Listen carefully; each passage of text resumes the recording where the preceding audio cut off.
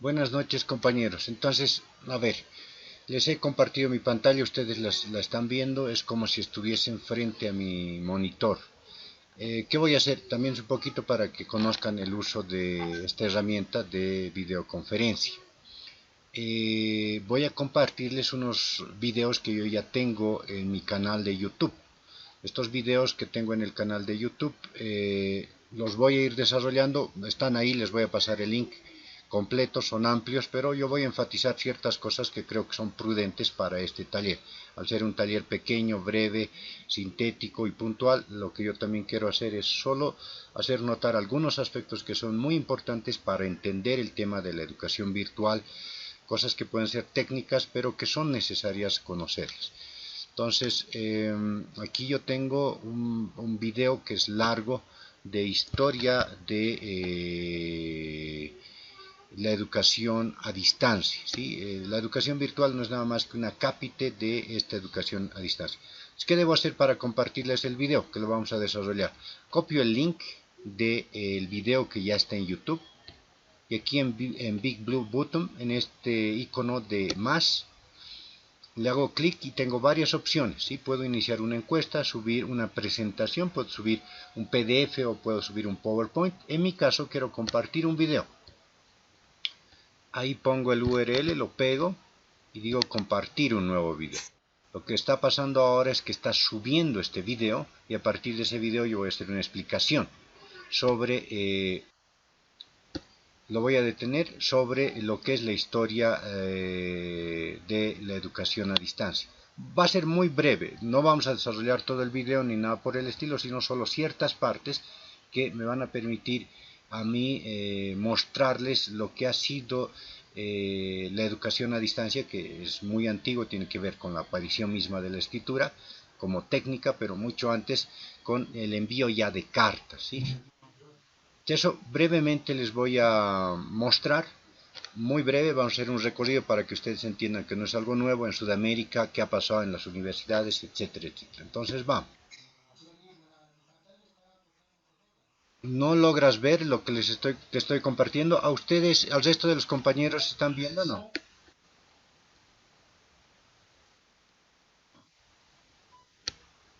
Los- ya.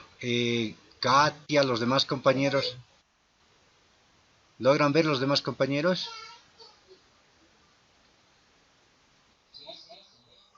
De acuerdo, Raúl parece que tiene algún problema. Raúl, en este momento lo que deberías poder ver es una imagen que tiene como título en la parte superior Generaciones de Educación a Distancia. No sé si logras verlo, en toda la pantalla deberías poderlo ver.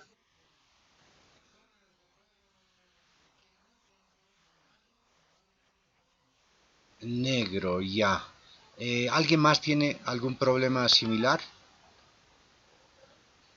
¿Los demás logran verlo, compañeros? Bernardo dice sí, José dice sí, Katia, Jenny, Roxana, ¿logran ver?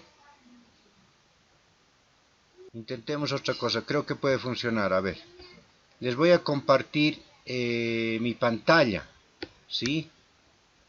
Comparto mi pantalla y yo a través de mi pantalla me voy a ir a navegar al YouTube y ahí podría trabajar. Veamos si funciona. Me dicen si logran ver, aquí está, logran ver esa imagen, es del YouTube. Exacto, entonces vamos a trabajarlo así. Hay una manera, como ven en el Big Blue Button, yo puedo compartir diapositivas, videos, etcétera, pero la otra manera es compartir mi pantalla, la estoy compartiendo y a partir de eso voy a hacer la explicación. Ya con eso tenemos resuelto también lo de Raúl. Entonces ahí tenemos, ¿no? Este video les voy a pasar el link en el WhatsApp, así que si quieren verlo completo no hay problema. Hay cosas que son más técnicas, que están orientadas para alguien que quiere hacerse ese especialista en educación virtual. Yo aquí me voy a detener solo para afianzar ciertos conceptos que luego nos van a ser útiles. Las generaciones de educación a distancia. En la teoría que hay sobre la educación a distancia, se suelen establecer tres generaciones de educación a distancia. La primera es aquella que está debida a la correspondencia. Una vez que se podían tener textos escritos y se podía comunicar a través de estos ciertos conocimientos, uno de los primeros mecanismos que ha habido de educación a distancia ha sido la correspondencia como tal.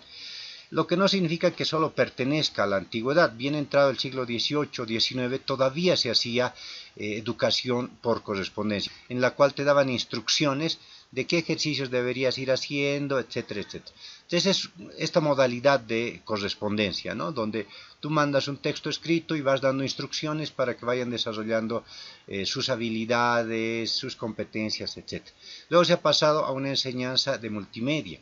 Recordarán, antes, todavía hoy yo tengo una colección de cassettes y ha habido un momento, por ejemplo, Cuba se hizo muy famoso porque utilizó justo los multimedios para este trabajo que han hecho en contra del analfabetismo en su país.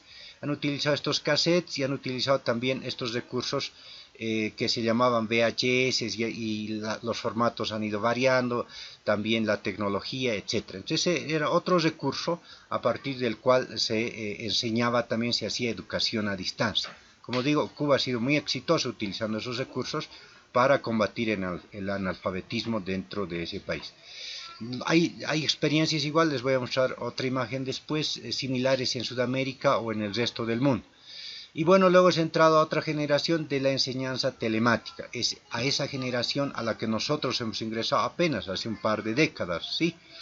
Y ha ido evolucionando. Luego les voy a hablar de los LMS, etcétera, que son estos sistemas, estos programas que son especialistas en ese tipo de cosas. Claro, esto que les estoy narrando va a ir acompañado indefectiblemente también de un desarrollo de la técnica, ¿sí? Desde la aparición de la escritura, la imprenta, la aparición de los correos en 1874, la creación del telégrafo, luego el teléfono, etcétera, etcétera, hasta llegar, claro, a la computadora, la televisión. Todos estos desarrollos técnicos han permitido que la educación por distancia también avance. Pero algo que ha significado realmente un boom han sido la aparición de las computadoras. Las primeras computadoras que han aparecido no estaban dedicadas a la educación precisamente, sino a hacer cálculos muy rápidos y que estos cálculos permitan, en el caso de la Primera y la Segunda Guerra Mundial, permitan hacer cálculos para bombardear, para hacer disparos, etcétera, etcétera, ¿no? Luego, posteriormente, con el ingreso de computadoras personales para trabajos ya mucho más personalizados y que se han ido desarrollando cada vez más para tener mejores aptitudes en monitores, en uso de programas, etcétera, ya se ha dado pie para que en un momento determinado también se puedan utilizar estas herramientas para la educación, ¿sí? A finales de los 80 va a aparecer lo que hoy nosotros conocemos como Internet o como www, la World Wide Web, que es una red de conexión. Eso luego lo vamos a explicar, vamos a entrar a la arquitectura, etcétera. Eso nos va a permitir entender varias cositas que hoy en día manejamos y que nos dificultan también entender por qué tarda o no nuestra conexión, etcétera, ¿sí? Entonces, todo un recorrido que ha dado lugar a la educación a distancia. Como ven, la técnica y la tecnología va a ir de la mano de esta educación a distancia. Hay un par de comentarios. La intención de generar educación a distancia tenía que ver con ofrecer educación a lugares que estaban muy alejados de los centros mismos de las grandes capitales dentro del mundo, ¿sí? Entonces, ofrecer educación a pueblos donde no tienen acceso a universidades o a escuelas o a centros técnicos para desarrollar tal o cual conocimiento, venía bien como para poder desarrollar ese tipo de educación. Ahí en la imagen que ustedes ven hay una data de cómo han iniciado por primera vez en Norteamérica la educación a distancia en 1873, qué universidades han iniciado esa educación, etc. Lo mismo va a pasar luego en Europa, en Oceanía, en Sudamérica, etc. Yo me voy a pasar, no es tan importante ese detalle, pero un poco nos muestra que esos desarrollos no son nuevos. Estamos hablando de 1873, los primeros intentos que hacen las universidades norteamericanas, y luego eso va a ir sucediendo, se va a ir replicando en Europa, en Asia, en Oceanía y tal. Como digo, el objetivo de esta educación es poder llegar a poblaciones que están aisladas. También por centros penitenciarios venían bien como objeto de la educación a distancia. Ahí no pueden instalarse aulas de la universidad, etcétera, con lo cual era interesante poder hablar de esa educación a distancia, proveerles de estos recursos de diferente índole para que ellos se vayan educando en diferentes conocimientos. Claro, también hay que entender que, y esa es un poco la preocupación justo en artes plásticas, que hay cosas que son teóricas, hablemos de derecho por ejemplo, que se pueden resolver en una educación virtual o si prefieren en la primera generación hacerlo por correspondencia sin ningún problema. Mandas a leer ciertos textos, luego les haces hacer ciertos ejercicios y puedes estar educando a alguien a distancia sin mucho problema. Pero en cosas que son mucho más técnicas como la medicina, si tú quieres hacer una operación a corazón abierto, las primeras generaciones de educación no funcionan. Eso lo haces en la práctica y tienes que tener una práctica efectiva frente al objeto en el cual vas a practicar tus conocimientos, ¿no? Por eso es que las últimas tecnologías han tendido a desarrollar mucho más esas capacidades. Ahí tenemos en la imagen lo que ha ido desarrollándose en México, en Colombia, en República Dominicana y en Ecuador. Entonces, las datas que le están dando tienen origen en el 47, donde el Instituto Federal de Capacitación del Magisterio va a incorporar esto. En Sudamérica, las primeras experiencias que se han hecho en general tienen que ver con la analfabetización. Eso es, digamos, ese era el tópico que requería este tipo de educación y venía bien. Pero luego se van a ir haciendo mucho más minuciosos, van a entrar a otras disciplinas que uno no creería que pueden ser sujetos de educación a distancia, etcétera, ¿no? Entonces, en la diapositiva, en la imagen, perdón, que están viendo y en el video que luego les voy a pasar el link, se hace un desarrollo y se especifica cómo ha sucedido estas experiencias en Sudamérica, en Europa, etcétera, ¿no? Un poquito, la intención es ahí mostrarles que no es nuevo. El día de ayer en la primera sesión estaba Ariel, creo que ahora no está, no nos está acompañando. Él comentaba su experiencia en una universidad privada. Yo también di clases en una universidad privada aquí en La Paz. Y el asunto es que las universidades privadas han entrado con mucha fuerza a la educación virtual. Ellos indefectiblemente utilizan el Moodle, indefectiblemente, y otras herramientas más, ¿sí? Es interesante porque en la UMSA nos hemos como aislado de esa posibilidad. Yo las primeras experiencias que he visto han sido en diplomados generalmente, y luego en algunas maestrías, pero después en cursos de pregrado no he visto esa experiencia dentro de la UMSA. Puedo estar equivocado, pero por lo poco que yo conozco, parece que esa experiencia la hemos omitido, porque claro, las clases presenciales son un hábito, tienen larga tradición, así que hemos preferido esa situación. Sin embargo, vean, estamos ahora en una posición justo por esta pandemia en la que necesitamos enfrentar este desafío. Así que viene bien, como digo, si ustedes quieren ver con más detalle, ahí también hay bibliografía que igual les puedo pasar, etcétera, van a poder encontrar esos datos históricos que nos remiten a una educación a distancia ya antigua, ¿no? Que tiene una larga data, que tiene mucha tradición por detrás, etc. Eso significa que, como les he comentado ayer, esta educación virtual ha tenido también por esa misma trayectoria, por esa misma historia, un desarrollo técnico, pero también un desarrollo metodológico para la educación a distancia. ¿Qué significa eso? Ayer yo lo comentaba, pero quiero recalcar nuevamente ese hecho. Y eso tal vez lo pueda ser considerado aquí por el colega Raúl, porque justo ahora está de director interino y viene bien. Cuando se habla de la educación a distancia, generalmente se habla de un equipo de trabajo. Para plantear hoy en día la educación a distancia debe estar uno munido por lo menos de un tutor. Mi persona, por ejemplo, en este momento es el que está haciendo de tutor para esta pequeña clase. Debe haber un equipo técnico que se encarga de toda la parte del hardware, del software, de implementar el Moodle, de instalar el servidor, etc. Esa es otra parte del equipo que debe estar también como miembro de una educación virtual. Debe haber luego un equipo dedicado a la didáctica y a la pedagogía. Algo que ustedes van a notar, colegas, es que nosotros vamos a tener que cambiar la forma en que enseñamos por una razón. Porque ya no hay ese intercambio tan fluido como el que tenemos nosotros en clase cuando nos vemos cara a cara. En una clase presencial la cosa es diferente. en una clase virtual es mucho más extraño el poder compartir o el vernos. Si bien podemos compartir una imagen y verles yo la cara o no, como en este caso, no sé si efectivamente están entendiendo. En una clase presencial yo puedo ver la cara de los chicos y digo, estos están durmiendo, los voy a despertar, les hago un chiste, les hago una broma, o les digo, bueno, párense chicos, vamos a tomar un descanso, etc. No pasa lo mismo en la educación virtual. Entonces los mecanismos didácticos y pedagógicos deben cambiar, ¿sí?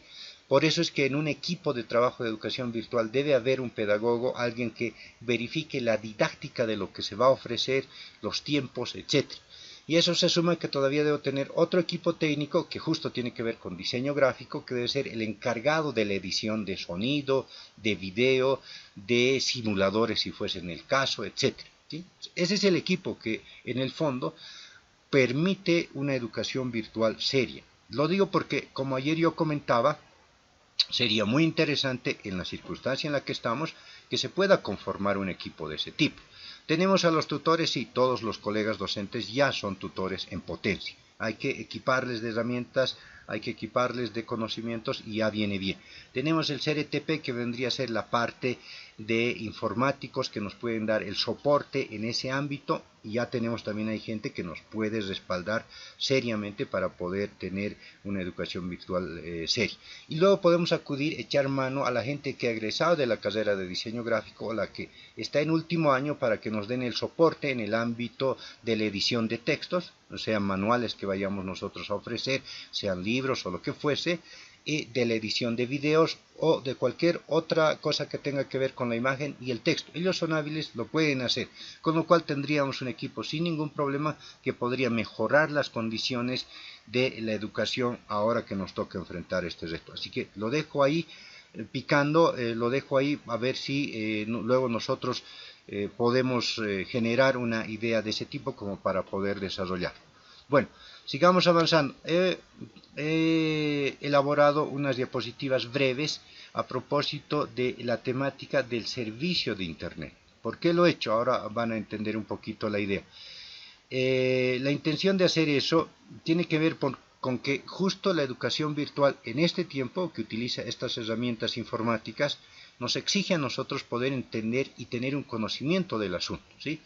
Lo primero, van a ver otros videos más que vamos a ver, tiene que ver con el servicio de Internet, que a veces nos es muy confuso. Entonces voy a aclarar ciertos conceptos.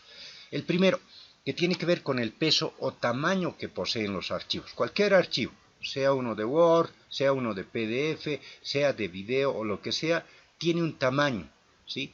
Y estos tamaños, igual que en las unidades de medida que tenemos en centímetros, metros, etc., es una cosa muy similar. Entonces, la unidad base es el byte, y a partir de eso nosotros tenemos 1024 bytes que equivalen a un kilobyte, ¿sí? 1024 kilobytes que equivalen a un megabyte. Y esa unidad, la del megabyte, es la que generalmente utilizamos para decir, les voy a compartir un archivo en PDF, tiene 5 megabytes. Entonces decimos, es pequeñito, no hay problema. Y cuando a nosotros nos venden un flash, nos dicen, oiga, le vendo este flash y este flash es de 8 megabytes o de 1 giga o de 1 tera. Yo tengo un disco externo justo conectado en este momento a mi portátil que es de 1 terabyte, ¿sí? Eso es 1024 gigabytes. ¿Qué quiere decir eso? Que tengo en ese disco duro externo o en un disco duro de mi computadora o en un pendrive cierta cantidad donde yo puedo almacenar cualquier archivo. Llámense instaladores, llámense archivos de texto, llámense de video, de sonido o lo que fuese, ¿sí? Esa es la unidad con la que se mide. Ahora, ¿por qué quiero aclarar esto? Porque a veces uno no tiene la idea y le dicen, a ver, este video pesa 1 gigabyte. 1 gigabyte, y uno dice, pucha, ¿será poco o mucho? Por ejemplo, ayer yo he grabado el video, ¿no es cierto?, con el que hemos hecho la primera sesión. Cuando ya lo he editado, he visto el peso y pesaba 184 megabytes. Y eso es mucho. Eso es mucho porque si alguien quiere descargar eso en su celular, eso es mucho. Entonces, lo he comprimido y he logrado comprimir a 80 megabytes. De manera que si se lo descargan del YouTube, van a ocupar apenas 40 megabytes. ¿Por qué uno tiene que pensar en estos aspectos? Justo cuando estamos en la discusión de mi celular no es muy bueno, no tiene memoria externa, no voy a poder descargar los videos que el profesor me está mandando, yo como docente tengo que tener la capacidad de poder comprimir lo más posible. ¿Cómo sé que estoy comprimiendo? Si es 1 GB es muy grande. Si es medio gigabyte, como 500 megas, sigue siendo grande. ¿Qué es óptimo para textos? Alrededor de 5 megas, 10, 20 megas, etc. Pero eso depende mucho del contenido. Si yo les mando un libro en PDF, puede abarcar sin ningún problema 10 a 20 megas. En general, si es grande el libro, ¿no? Estamos hablando de unas 400 hojas, etc. Si además está en colores, puede variar el tamaño según sea la cantidad de libro, etc. Esa tiene que quedar claro para nosotros, que eso se mide generalmente en megabytes, y 2, 3, 4, 5 megabytes van bien para que los chicos descarguen. Sean archivos de cualquier índole, de video, etcétera, son más pesados, pero deben tratar de acortarse lo más posible. Y eso es lo que también finalmente se va a consumir. Vamos entonces a lo siguiente, que es el ancho de banda. Ancho de banda es la cantidad máxima de datos que podrás transferir en un segundo. ¿Cómo poder entender la idea del ancho de banda? Un ancho de banda es como un tubo, como una cañería, con la cual a nosotros, por ejemplo, nos dan agua. Si mi cañería es muy delgadita, entonces me van a poder pasar poca agua. Si mi cañería en cambio es muy gruesa, va a fluir mucha agua, ¿no? Puedo tener una piscina y la voy a llenar al instante. Es la misma idea la del ancho de banda, ¿sí? Entonces, el ancho de banda es la velocidad con la que se transfiere la información. ¿Qué información? La que acabamos de decir. Mi archivo de 10 megabytes, un archivo, un PDF de un libro, va a ser transmitido por un tubo. Este tubo es el que se llama ancho de banda. Y eso lo voy a medir en megabytes por segundo. 100 megabytes por segundo, 200 megabytes por segundo, 512 megabytes por segundo. Lo único que me están diciendo es que tengo un tubo mucho más ancho o mucho más comprimido. Justo eso tiene que ver con los servicios que nos prestan quienes nos dan internet. Entel, Access, Viva, Tigo, etc. Ellos lo que te están ofreciendo por un costo determinado es un ancho de banda. Entonces, el ancho de banda te permite a ti conectarte, como en un café internet. Si yo tengo 10 máquinas en un café internet y mi ancho de banda es de 100 megabytes, si los 10 están funcionando, es súper lento. Para que 10 máquinas funcionen al mismo tiempo, debo tener un ancho de banda muy grande para que ninguna sea lenta, ¿sí? Eso es lo que ustedes tienen que poder determinar. Por ejemplo, ahí tengo de Entel sus planes, la velocidad, la tarifa mensual, el cargo de instalación y la casilla de correos. Eso es lo que ellos te ofrecen. Y ahí te ponen 12 megabytes por segundo. Entonces, lo que ellos te están ofreciendo es una cañería más angosta, más amplia, más amplia, más amplia, más amplia, etc. Y claro, las tarifas varían, ¿sí? Entonces te están diciendo, yo te ofrezco, por ejemplo, 40 megabytes por segundo. Parece bien, 299 bolivianos al mes. Y eso es suficiente como para que yo descargue videos, para que descargue libros, etcétera, etcétera. Es grande realmente. Yo utilizo esta de 187. Yo trabajo con Entel, ¿sí? 25 megabytes por segundo. Eso es lo que me ofrece. Me es suficiente. Trabajo con 2 computadoras, 2 celulares. A veces estoy con una tablet. Descargo full información y estoy muy bien. Y me cuesta 187. La de 143, que es 12 megabytes por segundo, es suficiente para trabajar con una máquina o dos y un celular, ¿sí? Te da suficiente como para que tú trabajes sin ningún problema. Entonces, cuando nosotros acudimos a estas empresas y acudimos a entender sus costos, lo que ellos nos ofrecen es esta velocidad. Ahora, ojo, dice aquí velocidad down. Significa que esa es la velocidad de bajada. ¿Qué hacen estos señores? Y eso, claro, no lo explican, se pasan esa explicación. Siempre hacen esta gente lo mismo. Cuando tú les preguntas, le dicen, esa es la velocidad de bajada y de subida. Por ejemplo, ahora ustedes van a tener que subir videos, van a tener que subir archivos, van a tener que subir mucha información para compartir a los chicos. Y esa velocidad de subida ellos no te lo dan aquí, no te especifican. Y es siempre menor a la de bajada. Porque el supuesto de estos señores, de estas empresas, es que tú vas a descargar más información que subir información. Entonces, si yo tengo, por ejemplo, este servicio de 25 megabytes por segundo, esa es la velocidad que tengo para bajar, pero para subir seguro que es la mitad, más o menos unos 12. Con lo cual, cuando yo subo información, llámese un video, un PDF o lo que fuese, mi velocidad es más lenta, tardo mucho más en subir. No se nota porque generalmente subimos nosotros archivitos de 20, 30 megas. Si yo ya quiero subir un archivo de 1 giga, 1024 megabytes o de 2 gigas, ahí sí que se nota. Ahí sí que se nota. Porque ya es mucha información y claro, puede estar 2 o 3 horas y no termina de subir. En cambio de bajar, te lo hace en 30 minutos. En 30 minutos, en 20 minutos, según sea el ancho de banda, tú has logrado descargar la información.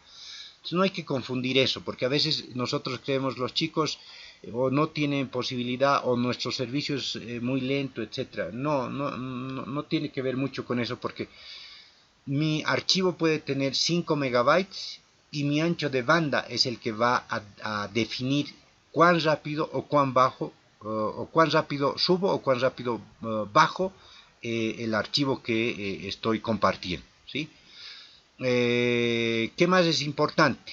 Luego el tema de los celulares. Hay lo que se llaman frecuencias que vendrían a ser como un equivalente a los anchos de banda en la tecnología 3G y 4G LTE de operadores móviles en Bolivia. Y ahí hay un cuadrito que hace una comparación. En Entel Bolivia la frecuencia de 3G es de 850 MHz y de 4G es de 700 MHz. Oscila entre 800 y 1900. Es similar para Tigo y para Viva, ¿sí? Entonces, si prefieren Entel, Tigo y Viva para celular, te está ofreciendo el mismo ancho de banda. ¿Qué significa? Que tú en tu celular, si tú descargas un archivo, un PDF, va a ser mucho más lento. Si lo haces tú en tu computadora, va a ser mucho más rápido. ¿Por qué? Por lo que les he dicho, la tecnología que utiliza los servicios de ADSL, FTTH o cable módem, etcétera, que son las conexiones cableadas que tenemos a domicilio, son mucho más rápidas. En cambio, las que tenemos nosotros para los celulares son mucho más lentos y mucho más caros. Ahí les doy un dato de esta página de másymejorinternet.org.bo que hace un análisis de los costos y claro demuestra que en Sudamérica tenemos los costos más altos del Internet. Otro de los datos que provee esta página es que alrededor del 85% de los bolivianos están conectados al Internet vía los celulares. ¿Qué quiere decir eso? Que en potencia nuestros estudiantes se van a conectar a nuestros cursos, a la información que les proveamos, por el celular. Hay que tener muy en cuenta que eso significa que debemos mandar archivos lo más pequeños posibles y lo más comprimidos posibles, ¿sí? Ahí tenemos precisamente una tabla del 2007 de esa misma página de lo que cuesta 60 megas en Entel, 2 bolivianos. En Viva 55 megas, 2 bolivianos, en Tigo 55 megas, 2 bolivianos. No varía mucho, Entel, claro, ofrece un poquito más de megas por 2 bolivianos. Esto, ojo, son datos del 2017, ¿sí? Esos datos del 2017 han variado respecto de las últimas semanas. Entel hoy en día y las otras empresas están proveyendo costos más económicos, están liberando los costos o están poniendo costo cero para conexiones vía Zoom y otra herramienta más, han informado eso. Luego vamos a analizar, no se preocupen, esos temas y hay que considerar eso, ¿no? Lo más posible es que si ustedes quieran hacer videoconferencia con sus estudiantes, salvo que sea un número mayor a 100 personas, lo más recomendable es utilizar el Zoom. Va bien, funciona, tiene herramientas muy similares a las que yo estoy utilizando ahora con el Big Blue Button, etcétera. ¿Yo por qué utilizo el Big Blue Button? Porque en primer año tengo 105 estudiantes, con lo cual el Zoom no me sirve. No podrían entrar todos, ¿sí? Ahí tienen ustedes un dato. Entel, Viva y Tigo son similares los costos, ¿de acuerdo? Entel siempre es el más económico de todas maneras. Acceder a Entel es lo más recomendable.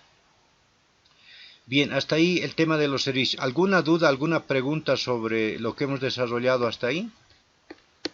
Creo que nada, todo va bien, ¿sí? Bien, ahora lo que les voy a mostrar es lo que se denomina arquitectura web. Ahí ven, ese es mi canal, por si acaso. Y ahí tengo varios videos que yo he ido generando precisamente para, ahí ven, para la Escuela de Guerra Naval, donde yo he dictado estos cursos. Y este es uno de los capítulos de arquitectura de las páginas web. Ahí me voy a detener, les voy a pasar el link también si quieren más detalles. ¿Por qué quiero explicar esto? Por algo muy importante que tiene que ver con todo lo anterior. Nosotros tenemos generalmente una PC, ¿sí? En nuestras casas. Vean esto. Puede ser así una PC, una computadora de mesa o puede ser una portátil, no importa. Nosotros nos conectamos al Internet. Generalmente al Internet se le llama www o la nube, ¿sí? Y la nube se conecta a un servidor web. Entonces, cuando nosotros hablamos, por ejemplo, de el Google, de Wikipedia o de cualquier página, eso reside en un servidor web. El servidor web es como una computadora, como la que nosotros tenemos. Pero ¿cuál es la diferencia? El servidor web tiene una computadora gigante, no tiene un disco duro chiquitito como el nuestro, tiene discos duros, muchos discos duros, y el procesador no es lento, si prefieren, como los nuestros. Son procesadores, muchos procesadores que están trabajando las 24 horas del día, muy veloces, etc. A tal extremo que, por ejemplo, Google, que nosotros vemos solo el navegador, el Google tiene granjas de servidores. ¿Qué quiere decir eso? Que no tiene solo un equipo al otro lado, tiene como unas 100 o 200 o 300 máquinas que están prestando servicios a todo el mundo. Cuando alguien hace una consulta vía el Google, acude al servidor, viene al servidor, hace la consulta y regresa esa solicitud a nuestra computadora. ¿Por qué yo quiero explicar esto? Por una razón. Si yo como usuario creo un archivo en PDF, en Word o un video, en mi maquinita la voy a editar, la voy a crear, etc. La voy a subir a un servidor. En nuestro caso lo vamos a subir al servidor de la Facultad de Arquitectura. La Facultad de Arquitectura, la UMSA, tiene servidores propios. Y estos servidores están dedicados estrictamente a poder atender nuestras necesidades. En nuestro caso, el Moodle y la educación virtual. También el servidor de la FADU tiene otras cosas más, tiene su propio portal donde ponen noticias, suben ahí resoluciones del Consejo Facultativo, Universitario, etcétera, etcétera, etcétera. Pero tienen un servidor que está dedicado estrictamente a labores de la Facultad de Arquitectura. Por eso para mí también es mejor utilizar el Moodle antes que utilizar otras herramientas. Ahora les explico, pasa lo mismo con el Google Classroom. Si ustedes tienen en su máquina archivos, etc., y los van a subir al Google Classroom, lo que están haciendo es irse a la nube, ir al servidor ahora del Google. Ahora, como les digo, el Google no tiene un servidor o dos, tiene granjas de servidores. Y ahí es donde se va a ir almacenando toda la información que ustedes compartan con los estudiantes, ¿sí? ¿Cuál es el problema? Que luego igual lo voy a recalcar. El problema es que nosotros no podemos controlar el servidor del Google. No podemos administrar, cambiar, modificar, ampliar, etc. En cambio, sí vamos a poder modificar, ampliar, etcétera, el servidor de la FADU. Por eso es que necesitamos tener contacto con el CRTP y exigir ciertas cosas para que mejoren nuestras condiciones y las de los estudiantes para los cursos virtuales. Por eso me interesa que se entienda este concepto de la arquitectura web, ¿sí? En el video que les voy a pasar el link se hacen especificaciones y explicaciones que son mucho más técnicas, ¿sí? Me voy a pasar a otra imagen que viene bien también, que tiene que ver con el navegador, que justo hablábamos hace un ratito, ¿no? Nosotros cuando queremos conectarnos, aquí está nuestro ordenador personal, ¿sí? Cada uno ahorita, por ejemplo, está conectándose vía un ordenador personal. Nosotros enviamos información al Internet, el servidor recibe los comandos que nosotros le enviamos y vuelve a enviar información. ¿A través de qué lo hacemos? A través de los navegadores. Un navegador como Google, Mozilla, Explorer, etcétera, Opera y tal, hay varios, los más conocidos son estos, son los que nos van a permitir como programa conectarnos a un servidor y hacer las solicitudes que nosotros necesitemos, ¿sí? Ahora, ¿qué es lo interesante? Ustedes todos tienen instalado el Google, el Mozilla, etcétera. Estos programitas son súper pequeños, no ocupan mucho espacio. Ocupan espacio sí, pero muy, muy pequeños, no es grande. Lo único que hacen estos navegadores es compartir la solicitud que tú estás haciendo, ¿sí? Tú haces una solicitud de buscar una información tal, haces un clic y muestras un video, haces otro clic y tal, va al servidor y el servidor contesta. Ahora, en algún momento, como le ha pasado a Raúl, por ejemplo, no hemos entendido, yo no lo entiendo todavía, por qué a él no le aparecía el video. Puede tener que ver con su versión de Google, por ejemplo, o como nos decía también el compañero Bernardo Torres nos decía, tal vez está utilizando Mozilla y no Google.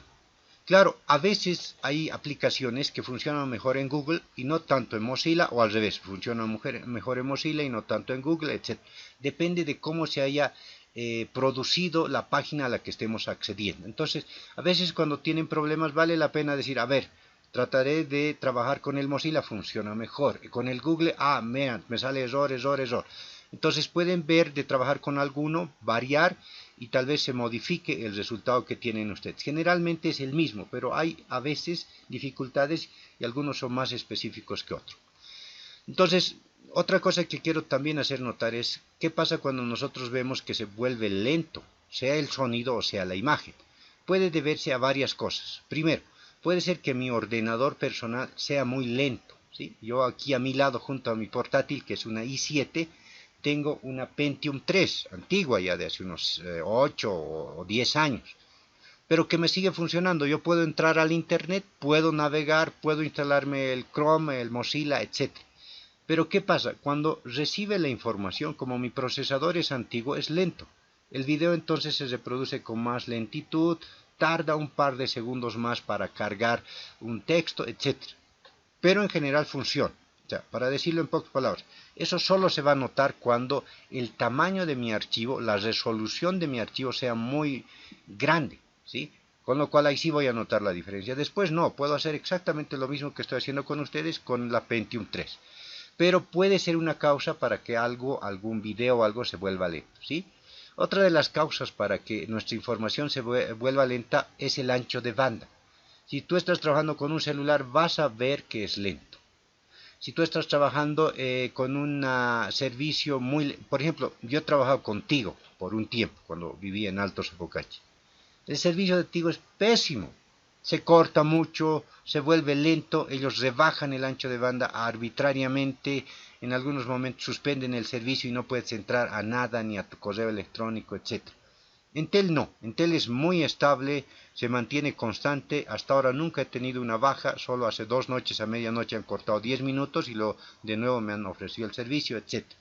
Entonces también la lentitud puede deberse al servicio que yo tengo de internet. Digo, como digo, es muy malo, Access va bien. Según sea quien me esté ofreciendo el servicio, esa puede ser otra causa de que sea lento. Otra de las causas para que sea lento puede ser el servidor. Ese era mi temor con la FADU. Hice las preguntas con la gente de la FADU para ver cómo están con su servidor. Y están bien. O sea, vamos a tener un servidor que es no más potente y que va a permitir que nosotros realicemos los cursos sin que se cuelgue ni nada. Un ejemplo de esto, no sé si les ha pasado, algunas veces cuando se pagan impuestos y tú entras a la página de impuestos, resulta que el servidor de la página de impuestos o se ha colgado o es recontra lento, carga su página y tarda mucho. Y dices, ¿qué pasa? ¿Es mi máquina? Tal vez tiene virus, etcétera. No, es el servidor de impuestos internos que está muy lento porque su servidor no es grande, no tiene la capacidad de poder soportar a muchos clientes, como aquí uno pide, el otro pide, pueden pedir 100, 200, 1000, 1.000.000, no tiene esa capacidad y se vuelve lento. Recibe una petición y al enviar ya no lo logra porque está esperando a muchos más que están pidiendo. La otra razón para que nuestro programa, nuestro servicio se vuelva lento, tiene que ver con el servidor. A nosotros no nos va a pasar, como les digo, yo ya he verificado que en el CRTP tenemos capacidad. Les digo eso también porque pasa como lo que con Raúl, no me entra, algo pasa, etc. Y nosotros tenemos que poder ofrecer soluciones a los chicos. Por eso hay que ver y hay que preguntarles, oye, ¿estás trabajando desde tu celular? Sí, esa puede ser la razón. ¿Estás trabajando con Entel, contigo? Esa puede ser la razón. ¿Por qué esa puede ser la razón? Porque a todos los demás compañeros les está funcionando bien. Reciben la información muy rápido, etcétera. Significa que sus computadoras va bien, que su ancho de banda va bien y que el servidor va bien. Si solo es el problema de uno de ellos, ya tiene que ver específicamente con su máquina, sea su celular o sea su computadora, algo está pasando. Tal vez no está actualizado, tal vez tenga que ver con el explorador, el navegador que está utilizando, etc. Eso también viene bien explicarlo, se los explico a ustedes porque van a enfrentarse con ese tipo de cosas. Van a ver chicos que les van a decir, no he podido entrar, profe, era muy lento, he intentado, el servidor, no sé qué, etcétera, etcétera, etcétera, ¿sí? Entonces, viene bien saber ese asunto. Lo último ya, que quiero que también se entienda, que justo en la tarde trabajamos un poquito con Raúl ese asunto. ¿Cómo funciona cuando yo me conecto a una página? Tengo mi computadora, tengo aquí el programa para navegar, cualquiera de estos, Google Chrome, Mozilla, etcétera, y hago una petición de la página. La petición, ¿cómo lo hago? Con un link, ¿sí? Por ejemplo, http:// mi servidor, ese es un link, es una dirección. Esta dirección va al servidor y el servidor resuelve esta dirección y luego va a regresar una página que es código, que está en HTML generalmente escrito y me va a devolver aquí, me va a mostrar en mi computadora, el navegador va a interpretar este código y me muestra una imagen, ¿sí? Puedo hacer un clic en esa página en la que estoy trabajando, o puedo llenar un formulario, etcétera, y de nuevo mando una petición al servidor, el servidor resuelve eso, me vuelve a mandar la información, etcétera. ¿Por qué les digo eso? Porque primero tienen que saber que todo esto funciona con estos links, URL se llama, ¿sí? Estos links están pidiendo algo al servidor, el servidor tiene programas aquí que van a resolver eso y van a devolver ese tema. No sé si recuerdan, el otro día tuvimos problemas con los de Cardex. El cardista nos dio una dirección como esta y nos dijo, entren ahí y listo. Entramos ahí y salía error. Primero nos decía, esta página no es segura y nosotros no sabíamos qué hacer. ¿Qué hacemos? ¿Qué hacemos? Buscamos abajo y decimos, bueno, igual entro porque es de la UMSA, ni modo, aunque no sea segura hay que entrar. Después de que entramos a la página nos devuelve un menú donde teníamos que poner usuario y contraseña.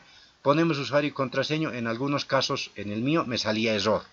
Error, no sé qué, porque el servidor no estaba configurado, porque mis datos no estaban y me devolvía esos errores, ¿sí?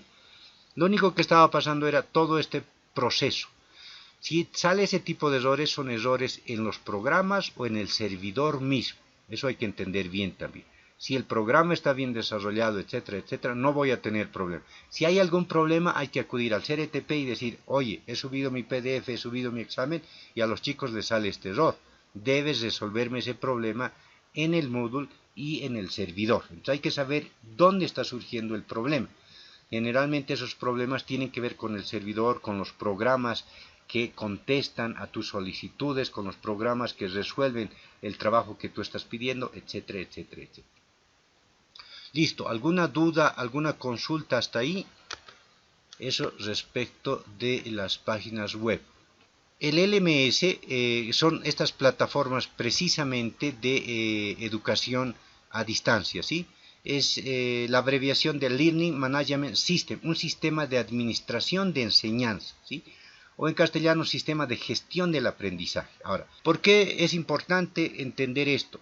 Justo ahí vamos a discutir, si ustedes quieren, viene bien.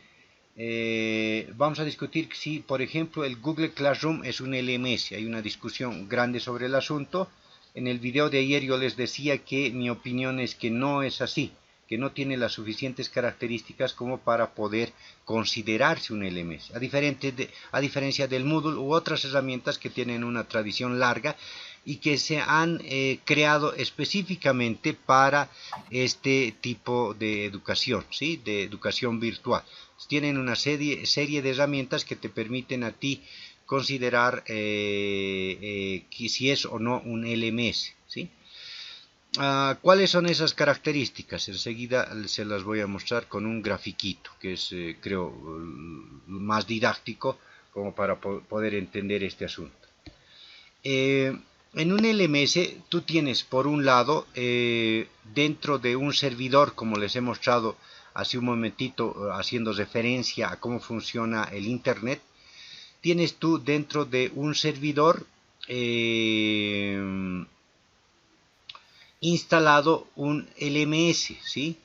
Y este LMS es un programa. El Moodle, por ejemplo, es un programa que se instala en el servidor, se configura y se administra. ¿Qué significa? Que dentro del LMS una de las características es que tú puedes administrar los cursos, administrar diferentes tipos de usuarios. Hay un usuario administrador, hay un usuario que es un supervisor, hay un usuario que es el tutor, hay otros usuarios que son los estudiantes. Entonces les empiezas a dar privilegios. ¿Qué cosas pueden hacer, qué cosas no pueden hacer, qué pueden borrar, qué no pueden borrar, etcétera? Un LMS es un programa que tiene la capacidad de ser administrado, ¿sí? Puedes modificar su estructura, su forma en la que se presenta. Katia nos hacía una pregunta hace un momentito, nos decía, un archivo de qué tamaño yo puedo subir a un LMS y de qué depende, justo de lo que les estoy diciendo. El LMS reside en mi servidor, en nuestro caso va a residir en la FADU, y en la FADU han logrado configurar el Moodle para que ahí residan archivos de alrededor de 40 megabytes. No tengo seguridad, voy a corroborar ese dato, ¿sí? Pero es una cantidad así grande. A mí me sorprendió porque generalmente los Moodles con los que yo he trabajado te permiten hasta 5 o 10 megas nada más. Eso se puede configurar y se pueden configurar otras cosas más, ¿sí? Entonces tienes por un lado esa administración y tienes por el otro lado una serie de acuerdo a la configuración que le hayas hecho, una serie de participantes. Desde el estudiante que aprende y que acude a la computadora hasta dispositivos a partir de los cuales tú puedes ingresar a través de un navegador del web hasta este LMS, ¿sí? Entonces tienes a tus profesores que pueden incluir información, tienes a sus técnicos que pueden modificar esa información. El LMS también se caracteriza porque te permite hacer informes exhaustivos de cómo cada uno de los estudiantes ha estado participando en una clase o en una actividad determinada. Puedes saber cuántos segundos ha participado, si ha descargado o no el archivo que tú has mandado, cuántos han descargado ese archivo, puedes dar un examen con límites de tiempo, puedes saber muchas cosas. El LMS tiene unas capacidades que están orientadas estrictamente a la educación. Yo resaltaba, por ejemplo, una de las cosas que me ha sorprendido, que viene en la versión 3.1 del Moodle y en adelante, ahora están en la versión 3.7. Nosotros en la FADU estamos manejando la versión 3.7, que es, por ejemplo, el manejo de educación por competencias. Cuando yo me inicié por primera vez en el Moodle, no había eso, no tenías educación por competencia. Hoy sí. ¿Qué significa? Que tú puedes configurar tu LMS, el Moodle, y puedes definir las competencias generales o competencias particulares, ¿sí? No sé, sentido crítico, reflexivo, no sé qué, varias competencias que vayan de acuerdo a tu materia. Las configuras y cuando tú vas llenando las actividades dentro y las tareas y los documentos y tareas que tienen que realizar, vas relacionando las competencias con tus actividades. Y cuando tú vas evaluando los trabajos que ellos hacen, también evalúas la competencia que va adquiriendo. Al final de tu curso tú puedes llegar a determinar qué competencias ha logrado efectivamente adquirir el estudiante y qué competencias no, ¿sí? Entonces es algo nuevo, por ejemplo, que es solo propio del LMS. Eso no lo vas a poder encontrar en otros LMS, sino aquellos que estrictamente han sido construidos para educación a distancia, ¿sí? El Google Classroom en ese sentido, como he pasado también en el video de ayer, he pasado ahí datos de cuándo ha sido desarrollado. El LMS tiene 20 años de antigüedad, en cambio el Google Classroom viene teniendo alrededor de unos 4 o 5 años de antigüedad nada más, con lo cual es cierto, te permite inscribir estudiantes, te permite compartir información, te permite varias cosas, es cierto. Pero no te permite otras, por ejemplo la educación por competencias, no te permite, y no te permite sacar ciertas estadísticas que son mucho más exquisitas, específicas, que tienen que ver, por ejemplo, con los exámenes. Cuando tú haces un examen en el LMS, puedes saber qué preguntas son en las que más han fallado los estudiantes. Digamos, tienes 10 preguntas y dices, la pregunta 1, la mayoría no la ha contestado bien. La pregunta 5, todos la han contestado bien. Puedes tener datos estadísticos de ese tipo que te pueden permitir modificar tus preguntas, que te pueden permitir hacer un seguimiento más exhaustivo de los estudiantes, etc. ¿sí? Eso es lo interesante del LLM. ¿Qué más tenemos por otro lado? Nosotros tenemos varios tipos de LMS de mucha antigüedad, de mucha tradición, etcétera. Entre esos hay que diferenciar aquellos que son de software libre, aquellos que son comerciales y aquellos que están en la nube. Es el caso, por ejemplo, del Google Classroom. Entonces vamos con los que son de software libre. Ahí están el ATutor, el Duqueos, el Claroline, que también en el medio boliviano ha sido muy popular, el LRN, el Moodle, el Ganesha, el Ilias, etc., ¿no? Nosotros vamos, como han visto en este taller, a hacer énfasis en el Moodle. ¿Qué significa que sea software libre? El Moodle tiene una página, tú te puedes descargar el Moodle. Si tú tienes un servidor, yo por ejemplo en esta mi máquina, en este portátil, he instalado un servidor, el WAMP, y sobre el WAMP he instalado el Moodle. Entonces ahí he ido viendo de hacer pruebas con el Moodle para ver qué pasa si hago una actividad de este tipo, qué tipo de reportes me da aquí, qué pasa si hago esto y lo otro, etc.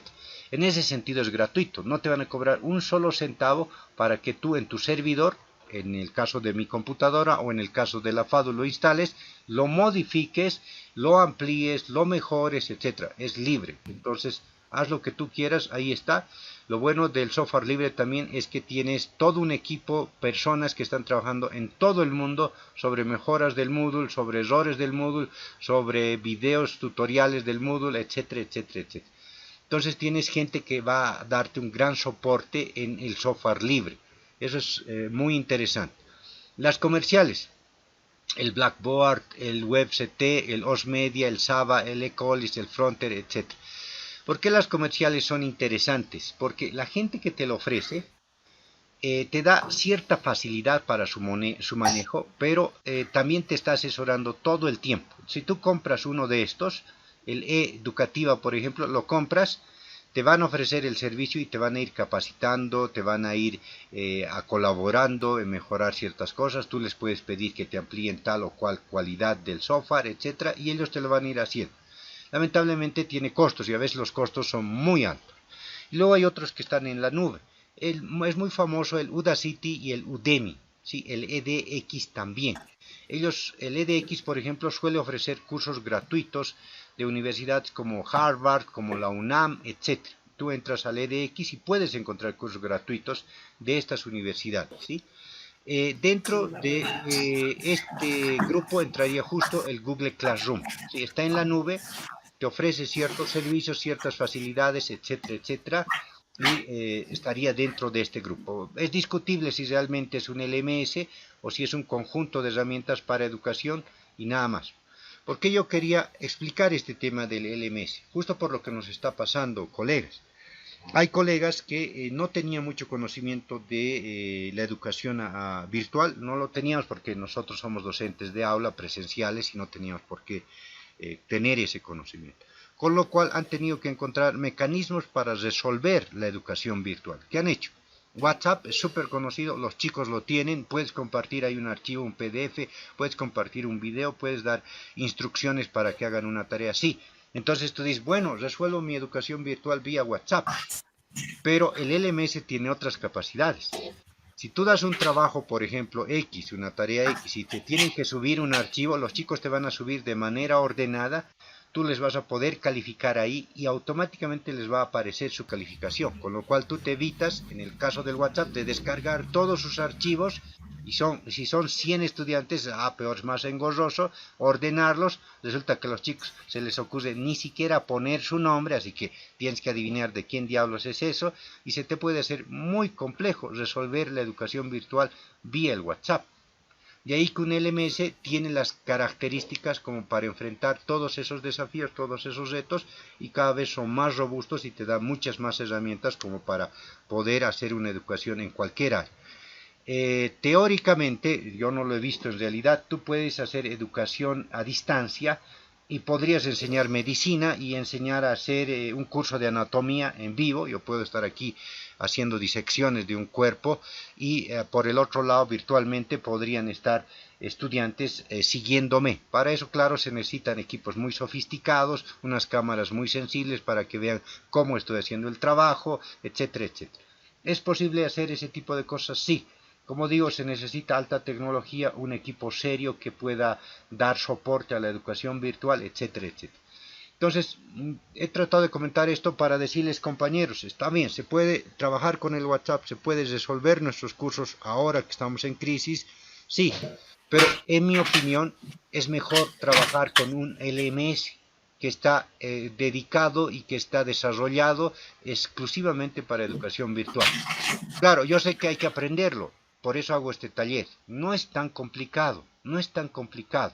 En el taller, como digo, el objetivo al final del taller es que todos ustedes tengan su curso en el Moodle, en el LMS llamado Moodle, y que puedan trabajar automáticamente y todo esté bien ordenado, sus contenidos, sus exámenes, sus trabajos, etc. Que ninguno de los estudiantes diga, le he enviado profesor, no sé qué habrá pasado, en el correo debe estar, no había mandado, etc. No, en el Moodle no vas a tener eso. Te va a decir la hora en la que he ingresado, si ha entregado su trabajo atrasado o no, etcétera, etcétera. Te va a dar todos los detalles, incluso te puede decir desde dónde se está conectando el estudiante y cómo está haciendo acceso al módulo. O sea, te da detalles así que son espeluznantes. Puedes hacer seguimiento a los estudiantes hasta saber si ellos efectivamente tienen internet o no en su casa, si lo están haciendo a través de un celular o lo están haciendo a través de un internet, etcétera, etcétera, etcétera. Entonces puedes hacer un seguimiento muy exhaustivo. Puedes mandar un mensaje masivo, mandas un solo mensaje y dices a todos los estudiantes y chin, les llega a toditos automáticamente. Puedes hacer muchas cosas que las vamos a ir viendo en el taller, que son exclusivamente de educación, algo que dentro de el WhatsApp o incluso en el Facebook, etcétera, está más limitado.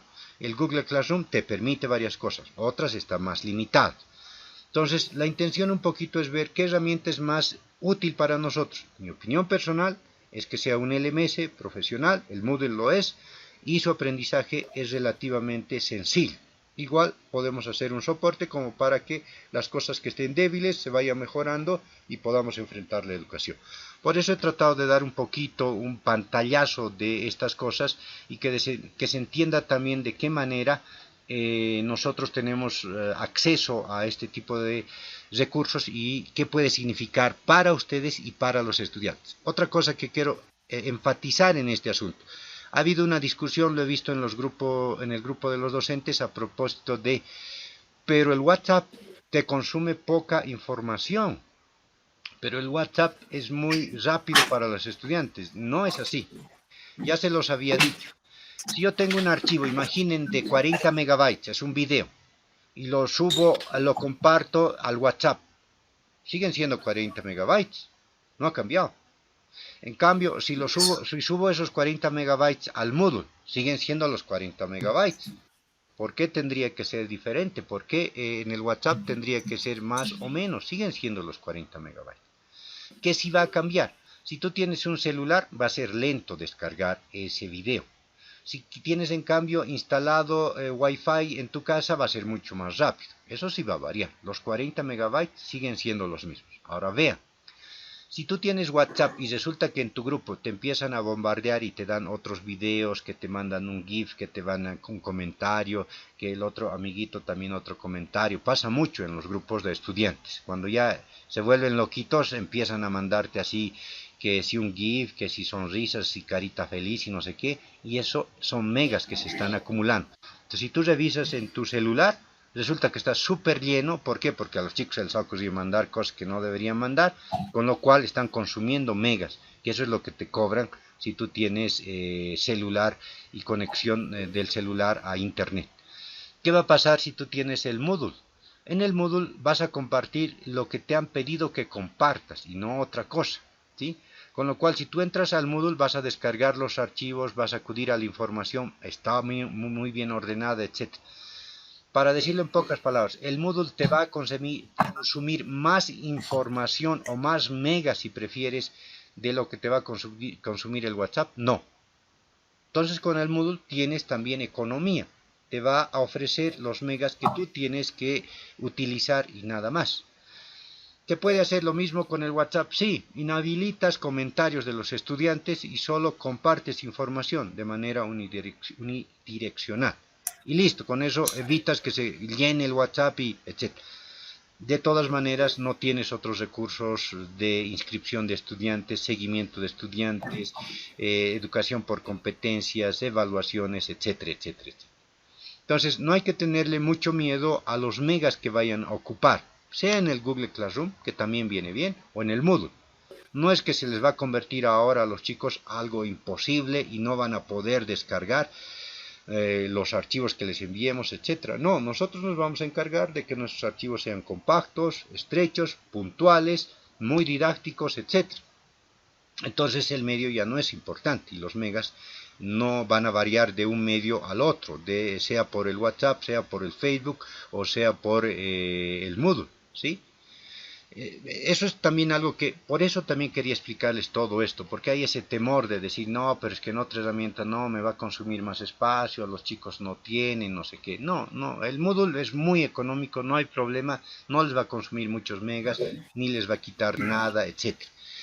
Eso es lo que he tratado de especificar, compañeros, en esta sesión. Enseguida vamos a hablar del Moodle, pero lo que quiero un poquito que se entienda y que quede claro es que estas herramientas son específicas para la educación virtual, son relativamente sencillas. Miren, yo me estoy proponiendo que aproximadamente en 4 o 5 días ustedes todos tengan sus cursos en el Moodle, con toda la información, que enseguida vamos a hablar de eso.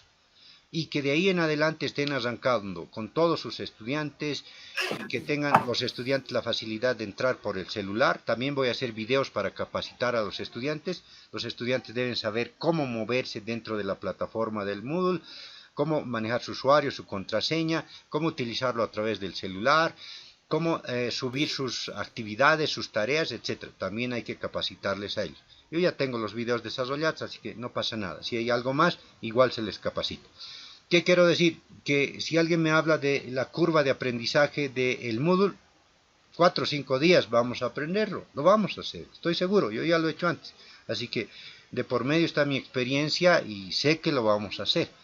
Entonces creo que el reto, por lo menos el que yo me he propuesto, es posible de ser alcanzado, así que les invito a que se animen.